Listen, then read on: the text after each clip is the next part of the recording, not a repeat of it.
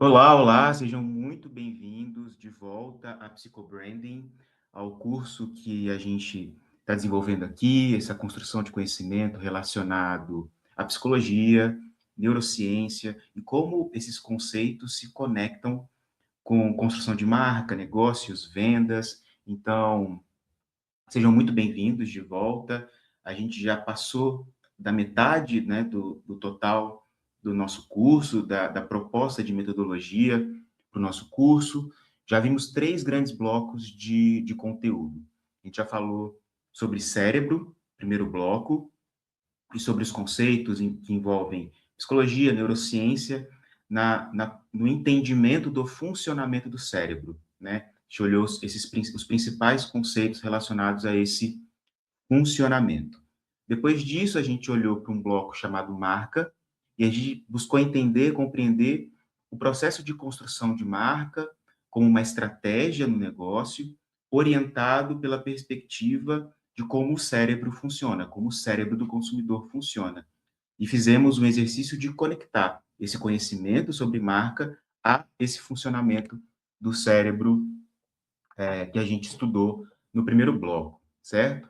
E depois a gente foi para um terceiro bloco, chamado Go-to-Market, que ajudava a gente a compreender como essa estratégia de marca construída poderia ganhar potência e efetividade utilizando estratégias de conexão entre empresa e mercado através de marketing. A gente entendeu que o marketing é toda a estratégia e todas as ferramentas e toda a postura de negócio para ir ao mercado, construir a significação de marca no imaginário dos potenciais consumidores do negócio, certo? E aí agora a gente começa um novo bloco, o quarto bloco do nosso curso, quarto e penúltimo bloco do nosso curso, que é o bloco de vendas. A estruturação desse bloco foi pensada para orientar, para a gente conseguir compreender os conceitos que estudamos até aqui pela perspectiva de vendas, né? Pela perspectiva comercial. Que a ideia desse curso é, além da gente compreender a relevância da significação de marca no imaginário do consumidor, né, no comportamento cerebral do consumidor, a gente também quer construir um conhecimento que conecta a construção de marca com vendas, né? Que tem em vendas um ponto de contato com o consumidor muito relevante também para a construção de significado de marca. E é isso. Vendas é um canal de construção de significação de marca também.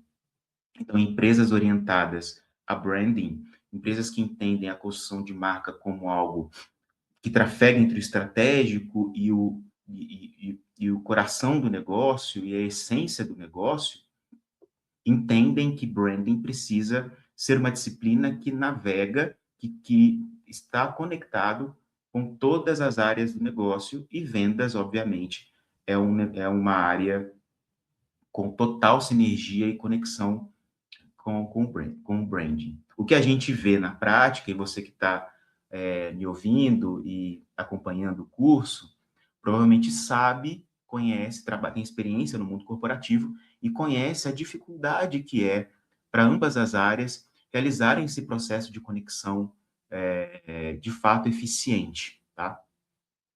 Existem alguns drivers, a gente vai falar muito disso na frente de cultura, que é o último bloco, mas a gente já pode discutir um pouco isso aqui. Existem alguns drivers de, de métrica das duas disciplinas, vendas e branding, ou marketing, que não tem sinergia, né? A gente olha para branding e olha para vendas em tempos diferentes, com métricas diferentes, com metas diferentes, com perfis diferentes dentro do negócio, né? Exemplo claro. Vendas é medido pelo retorno financeiro, pela quantidade de vendas e fechamento de negócios que um vendedor, que o time faz no menor espaço de tempo possível, né? Branding é uma disciplina que, sim, a gente pode olhar no curto prazo e a gente vai entender métricas de branding conectadas a vendas daqui mais para frente, mas branding é uma disciplina que a gente olha no médio e longo prazo, muitas vezes, tá? A gente olhou na aula, no curso, na frente Go-to-Market, quando a gente olhou para a Acker, o pai do branding, ele traz o conceito de brand equity, que é como a gente valoriza, quando a gente olha o valor da marca no negócio, né, a gente falou dessa potência de valorização, mas também muito contundente, considerando o médio e longo prazo de branding no negócio, né? Então, o desafio para conectar, olhando para a mensuração de disciplinas, está muito nessa equalização também de métricas a serem medidas, do tempo de colheita de resultados. Então, uma empresa que queira ter esse esforço de conexão precisa compreender e construir uma análise de performance que se equilibre entre as duas áreas, né? A gente pode falar de objetivos, a gente pode falar de perfis de profissionais, uma série de questões que, que colocam, de fato, essa configuração unificada, que tornam mais complexo esse processo unificado, tá? Mas para uma empresa que pretende se orientar e compreende o branding como algo muito relevante, inclusive para o processo de vendas, porque essa construção de significação de conceito no imaginário do consumidor tem impacto efetivo na transformação de na tomada de decisão, na construção de tomada de decisão pela compra e na sua transformação em uma ação efetiva de compra. É sobre tudo isso que a gente tem falado até aqui. Então, acho que neste momento do curso já está claro a importância de marca para esse processo, para você, ok? Uma empresa que entende isso, entende a importância de se construir uma sinergia de branding com o time de vendas. E a partir de agora, a gente vai tentar construir esse conhecimento, tentar entender mecanismos e maneiras, tanto no bloco de vendas quanto no bloco de cultura, a gente vai se dedicar a compreender como essa sinergia pode, de fato, acontecer no negócio, né? E para isso acontecer, a gente vai construir o conhecimento, primeiro olhando para vendas, vendas conectada a branding, como o branding pode ajudar em cada uma das frentes, em cada um dos objetivos de vendas, tá? E depois a gente vai construir o conhecimento olhando para uma parte mais organizacional, mais corporativa, de como as coisas conseguem se aglutinar e para que a empresa tenha uma eficiência, de fato, de vendas, tendo o apoio concreto e efetivo da disciplina de branding, ok? Então, para a gente começar isso, deixa eu fazer a configuração correta aqui para a gente ter o material. Vamos lá. Então, essa é a 20ª aula do nosso curso.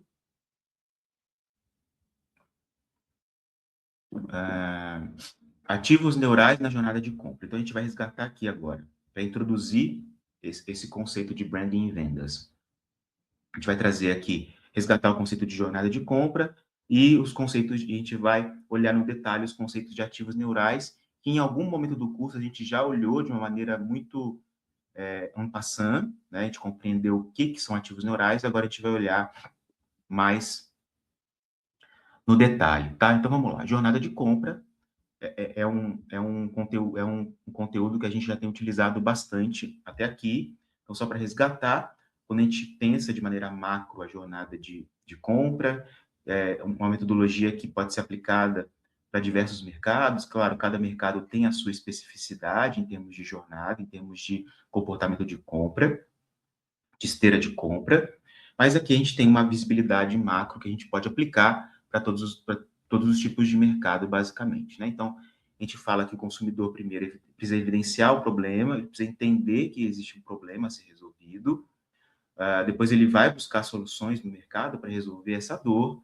ele vai buscar propostas e ouvir as propostas das empresas que competem nesse segmento, ele vai tomar uma decisão de compra, ele vai agir, vai comprar efetivamente, depois a gente tem o pós-compra, que é o momento de fato, né, compreender se o produto que a marca que ele escolheu vende, de fato, resolve a sua dor ou não, ok? E aí, quando a gente olha para a jornada e conecta essa jornada com ativos neurais, a gente já fez esse exercício em outras aulas, mas vamos resgatar aqui, a gente consegue fazer paralelos de cada fase com os ativos neurais, que são comportamentos neurais que ajudam o organismo a capturar as informações do ambiente externo para os processos associativos no nosso cérebro, a gente construir o comportamento de devolutiva como resposta a comportamento a esse estímulo no ambiente, ok? Falamos muito sobre isso na frente de cérebro.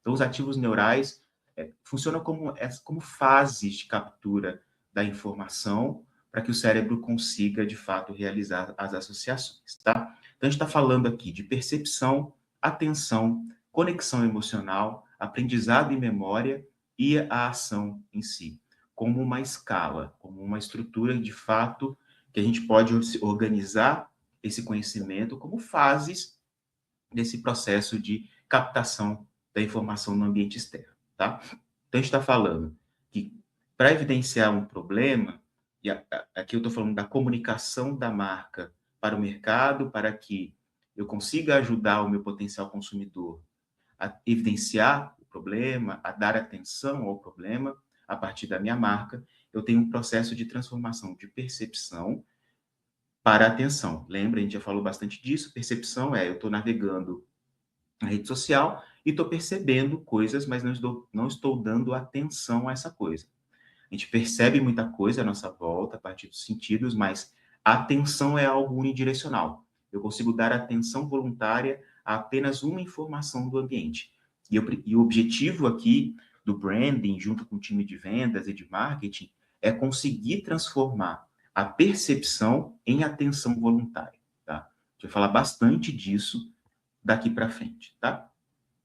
Capturei a atenção do meu consumidor, eu trafego agora com o objetivo de conseguir transformar a atenção que eu capturei em conexão emocional.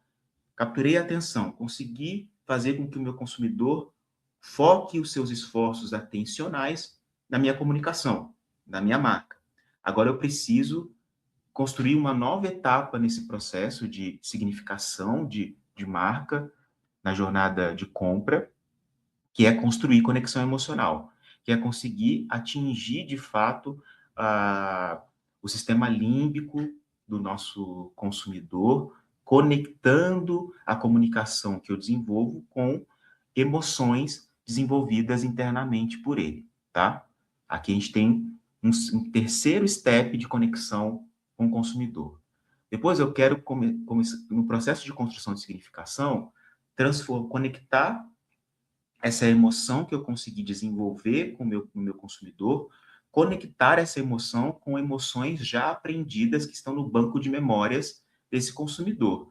Então, a partir daqui, eu dou um significado muito grande para a minha comunicação de marca na jornada de compra, porque eu faço a associação da emoção nova que eu gerei a partir da minha comunicação com o consumidor, com emoções que já possuem significado no imaginário desse consumidor.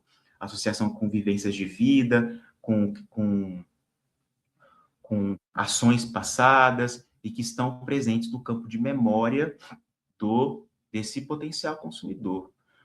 E eu consigo construir uma refinação, uma sofisticação muito maior em relação à construção de marca nesse momento. E esse imperativo de construção de aprendizado e memórias conectado a essa nova emoção é que ajudam, de fato, no processo de ação. Eu quero agora que o cérebro comande, tome a decisão de compra e, de fato, perpetue a compra e perpetue o aprendizado, ok? E aí a gente entende que marcas com significado, que é tudo que a gente está olhando até aqui, são capazes de ser a ponte para essas passagens neurais. Então, entre percepção e atenção, entre atenção e conexão emocional, entre conexão emocional e aprendizado, entre o aprendizado e a ação em si, marcas com significado têm a potência de serem pontes entre esses processos de transformação, de transição, de conexões de ativos neurais. Quando eu consigo fazer as transições desses ativos neurais, eu tenho mais potencial de conseguir com que o meu consumidor, o meu potencial consumidor, faça a transição nas pontes, nas jornadas de compra de maneira efetiva. Ok? Então, agora a gente vai começar a olhar, de fato, para cada um desses ativos neurais. A gente vai compreender alguns conceitos sobre esses ativos, porque a partir de agora a gente vai falar muito deles nos processos de vendas, tá?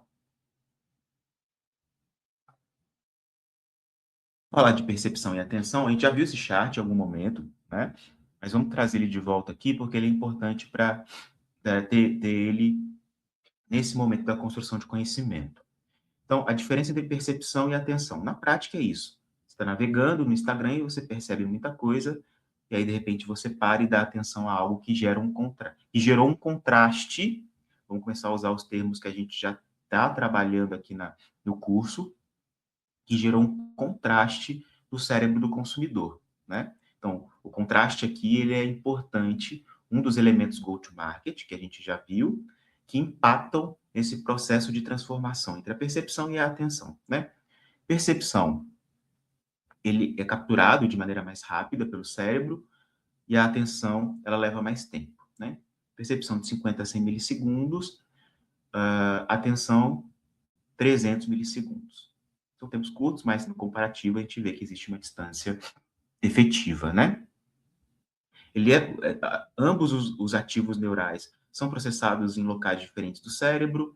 A percepção, ela não é processada por uma via do córtex, ela é processada no tálamo cerebral, que é relacionado ainda ao cérebro reptiliano, né, de sobrevivência, ainda muito intuitivo e instintivo, tá? A atenção não, a atenção ela é processada no córtex, então está conectado com planejamento, execução, atenção, né, foco de fato na parte racional do meu cérebro. Então a percepção tem esse foco disperso ou sem foco, e a atenção voluntária tem esse foco unidirecional. A gente só consegue dar atenção a uma coisa específica de cada vez. Não existe foco em duas coisas no cérebro, tá? E aí, em percepção, a gente está falando de informação capturada, e em atenção, a gente está falando de informação processada. O que faz o cérebro conectar a percepção à atenção é o contraste que a informação do ambiente gera no meu imaginário, na minha psique, no meu cérebro.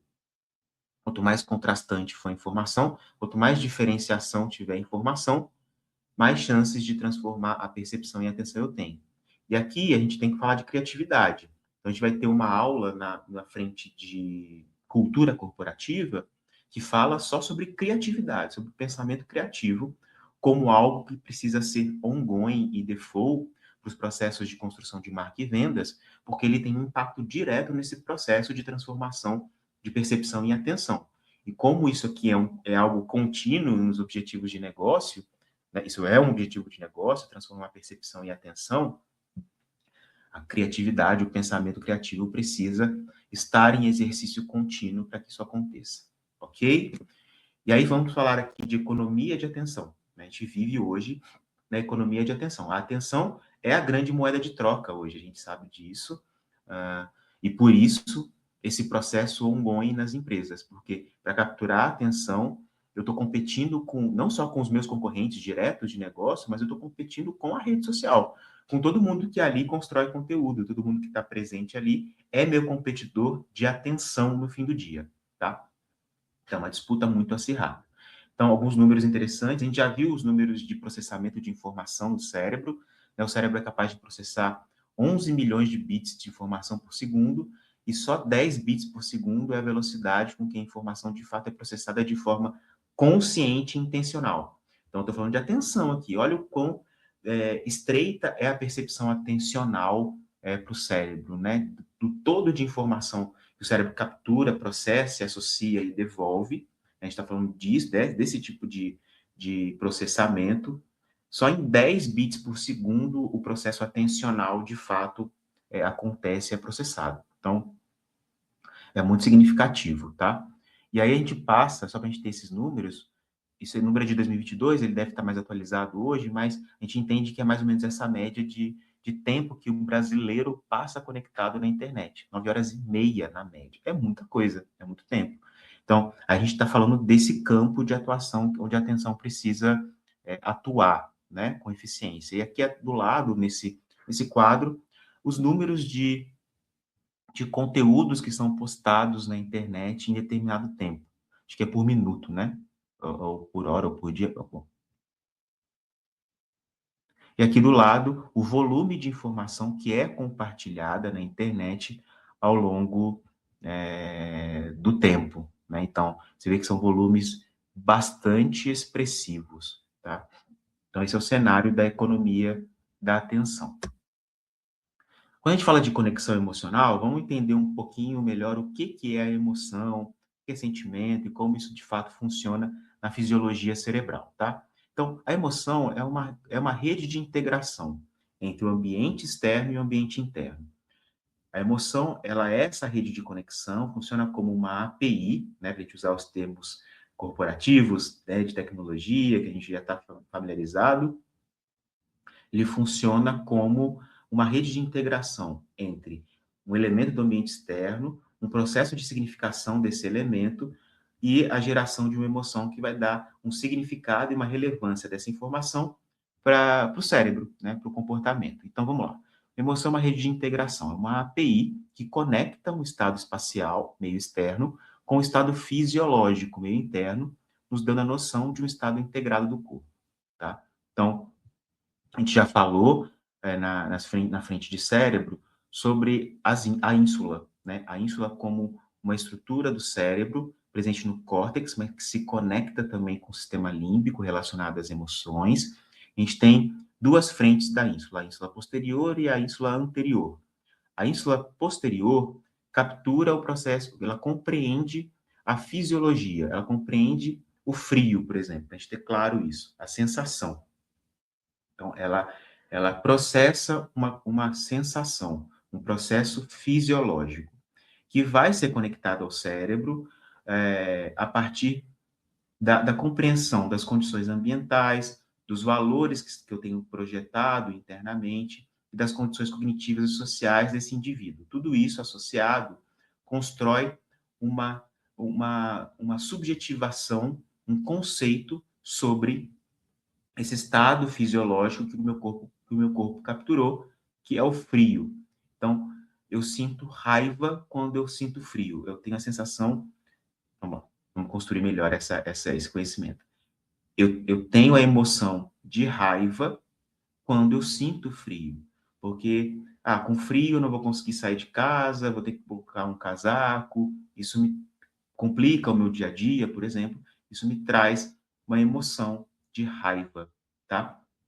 Então é importante, e essa emoção de raiva, ela é processada pela ínsula anterior. Então, a ínsula funciona como essa escala de codificação entre uma sensação e a construção de uma emoção ao longo do tempo. Então, a sensação é um estímulo que eu capturo do ambiente, conecto isso com as minhas condições internas, associo isso com as minhas condições internas, com os meus valores, com o meu inconsciente, com tudo que está presente como matéria de experiência no meu inconsciente, e dou subjetivação ao frio, dando uma qualidade ao frio, uma qualidade intencional ao frio, que é, por exemplo, a raiva, e isso vai condicionar a minha ação e o meu comportamento para uma resposta a esse frio que eu sinto no ambiente, tá?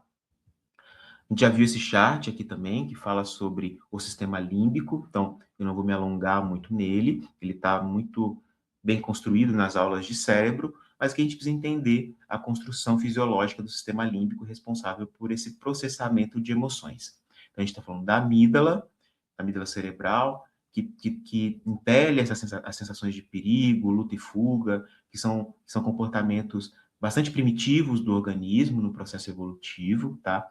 A gente tem o hipocampo, responsável pelo processamento de memórias conectadas a emoções, faz com que a gente tenha um comportamento rápido, automático e inconsciente para uma ação rápida de sobrevivência, também orientado pelo processo de construção da evolução do cérebro ao longo do tempo, e a ínsula posterior e anterior, cuidando desse processo de subjetivação da informação capturada no ambiente externo, tá? É assim que funciona o nosso sistema de emoção, tá? Aí aqui, vamos entender essa diferença de emoção ou sentimento. A gente tem, na verdade, tem três fases desse processo de compreensão, né? Você tem a parte fisiológica, a parte da emoção e a parte do sentimento, tá?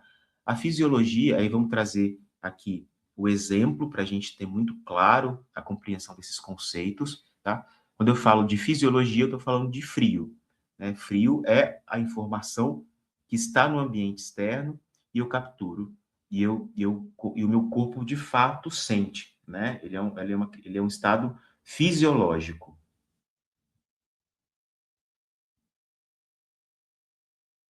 Que a ínsula faz o processo de subjetivação, conectando com todos os meus valores, conceitos e matéria-prima de inconsciente, associando essa informação e dando uma subjetividade à informação frio.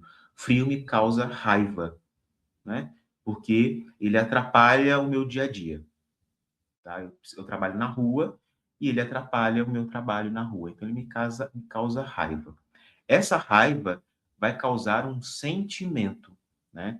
Um sentimento, por exemplo, de inveja em relação às pessoas que estão na praia no Nordeste agora curtindo o verão, por exemplo. Eu estou aqui em São Paulo, né? Então, o sentimento é um produto da conexão da fisiologia e da emoção que tá relacionada com o ambiente, com o comportamento ambiental e com o vínculo social também, né?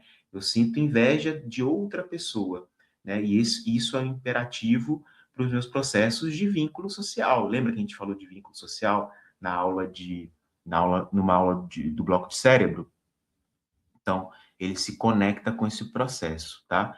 E aí, essa transformação de emoção em sentimento, ele é um processo lento, consciente, eu vou construindo isso na minha psique, e ela ajuda a determinar a ação, né? Ela é um imperativo importante para a determinação de ações também, ok? E quando a gente fala de emoção, a gente está falando de expressões emocionais. E esse conceito ele é bem interessante. É um conceito que o Paul Ekman, um psicólogo americano, traz para a gente. E ele é bem difundido e bem aceito na psicologia, tá? Ele traz esse conceito das 7 expressões emocionais, que são as 7 emoções básicas que a gente consegue perceber pelas expressões faciais do indivíduo. Então, a gente consegue capturar em testes de neurociência de maneira muito precisa a essas reações emocionais a partir dos estímulos que são testados, né? Então, tem bastante estudo em cima disso, e se vocês quiserem se aprofundar nesse tema, vale bastante a pena. Então, a gente está falando de 7 emoções principais. A gente está falando de alegria, tristeza, raiva, medo, nojo, desprezo e surpresa. Então, para cada uma dessas emoções que são conectadas com os processos de captura de, de, de informações no ambiente que geram um impacto fisiológico em mim, como frio, por exemplo, e se conectam com emoções, essas emoções elas traduzem para o ambiente uma pré-formatação de um comportamento que eu vá ter. E essas expressões emocionais foram fundamentais para o processo também de construção de vínculos sociais ao longo da evolução, né? O nosso cérebro consegue, de maneira inconsciente, capturar a expressão emocional de um indivíduo que está na nossa frente, conversando com a gente, e consegue ter a interpretação desse processo de subjetivação da fisiologia, da informação que ele recebe, olhando as expressões. Então, por mais que uma expressão de alegria aconteça, por exemplo, em uma fração de segundos, o cérebro do outro indivíduo que está olhando para mim, que estou fazendo a expressão, consegue capturar e consegue interpretar a minha emoção a partir dessa codificação de expressões que são padrão na natureza para o indivíduo, para o ser humano, né? Então, e essas são as 7 expressões que o nosso cérebro, de fato, consegue compreender e que o indivíduo que sente a emoção expõe para o ambiente que determina, de fato, um comportamento. Então, quando a gente olha, por exemplo, a pesquisa, né, e a gente faz pesquisa de mercado conectado com, com a produção científica de neurociência, a gente vê que, por exemplo, às vezes a expressão consegue capturar uma verdade emocional da pessoa que está sendo pesquisada, que confronta uma fala dele. Às vezes ele vê um estímulo de pesquisa, ele sente um nojo, ele consegue, em milésimos de segundos, dar uma expressão de nojo, mas ele responde a uma pergunta falando que aquele estímulo é positivo para ele, por exemplo. Então, olha como existe uma diferença entre aquilo que ele conta como verdade, porque o ambiente condiciona ele a se expressar de uma maneira, né, na fala, na resposta, mas a emoção dele é outra. E a expressão facial consegue capturar a verdade da expressão desse indivíduo na pesquisa, por exemplo. Então, olha como é interessante a gente fazer também esse balizamento entre aquilo que a neurociência consegue capturar para a gente em termos de verdade do inconsciente, daquilo que está acontecendo de fato no íntimo, no interior da pessoa pesquisada, estudada, versus aquilo que ela fala, que ela conta como verdade em uma pesquisa, por exemplo. Isso revoluciona a maneira como a gente olha comportamento, tá? E como a gente compreende o comportamento do indivíduo ao longo do tempo, tá? E depois da conexão emocional, a gente vai falar de memória e aprendizado, que é a próxima escala do processo de ativos dos ativos neurais. Então, o que é marca, né? Marca, no fim do dia, a gente fala de significação, mas marca é a significação construída a partir de um banco de memórias onde os produtos se acomodam. Então, uma marca que tem muito tempo de mercado, ela tem muito tempo de projeção de informação sobre ela no inconsciente do consumidor, no inconsciente coletivo, no inconsciente do seu potencial consumidor, né?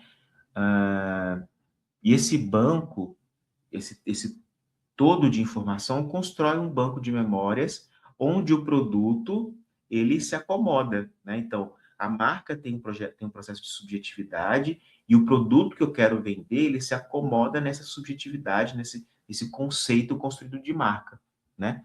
Então, um produto ele é acomodado de maneira confortável nesse processo de construção de marca no nosso imaginário, né?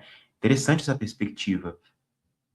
E aí ele vive num banco de memórias. O aprendizado se dá quando eu conecto esse conceito de construído de marca, essa significação de marca, a outros elementos com significado no imaginário do consumidor. O consumidor entende já o que é segurança para ele, o que é confiança para ele. Aí quando o consumidor conecta o significado construído de marca a essa significação de segurança, a gente está tendo um movimento de aprendizado de marca, tá? E é aqui que a gente quer chegar. É quando eu consigo fazer essa conexão entre o meu conceito de marca no imaginário do consumidor com uma memória, com um aprendizado relacionado a esses elementos fundamentais no cérebro do consumidor, do indivíduo, para conectar com um comportamento e uma ação. E aí a gente está falando daquela frente de segurança, conforto, confirmação de condicionamento, de confirmações, padrão mental, empatia, ajuda nos processos de transformação e assim por diante, tá? Então, o aprendizado, né, a memória é uma emoção conectada a um estímulo novo, capturado, ela tem uma construção de subjetividade, de significado de algo que é novo no ambiente, tá? Eu crio um aprendizado sobre isso e isso me gera um significado sobre essa informação, ok? Aqui são os tipos de memória que existem. A gente está falando de memória de trabalho, que são aquelas acessadas no pré-consciente, para que eu possa utilizá-las no curto prazo, né? São as memórias que eu utilizo para os meus comportamentos do dia a dia, por exemplo, tá? Tem as memórias de longa duração, que são aquelas que estão mais instituídas de fato na minha psique. Então, por exemplo, dirigir, né? Dirigir é uma memória de longo prazo. Então, você não precisa mais ficar pensando sobre o processo de dirigir. Você já dirige de maneira automática, né? Porque o aprendizado sobre direção já está muito estabilizado e conceituado no imaginário dessa pessoa, né? Você tem a memória de procedimento, né? Que é a memória muito parecida com a de longo prazo, já é uma atividade muito estabelecida no na sua psique, né? No comportamento humano, só que ela tem variações no seu procedimento. Dirigir, você dirige de uma maneira específica. Agora, tocar piano, por exemplo, ele é uma atividade padrão, mas ela tem uma variação muito grande ao longo do seu procedimento, né? Você tem músicas diferentes, escalas diferentes, maneiras diferentes de tocar piano, né? Então, essa é a memória de procedimento. você tem, por fim, a memória associativa, que é o grande tipo de memória para a construção de marca, né? Você traz uma informação de marca capturada do ambiente, você cria uma significação para essa informação conectada à sua marca, e essa informação a gente quer que ela seja conectada com outros elementos presentes no inconsciente desse indivíduo, relacionados à segurança, conforto, transformação, empatia.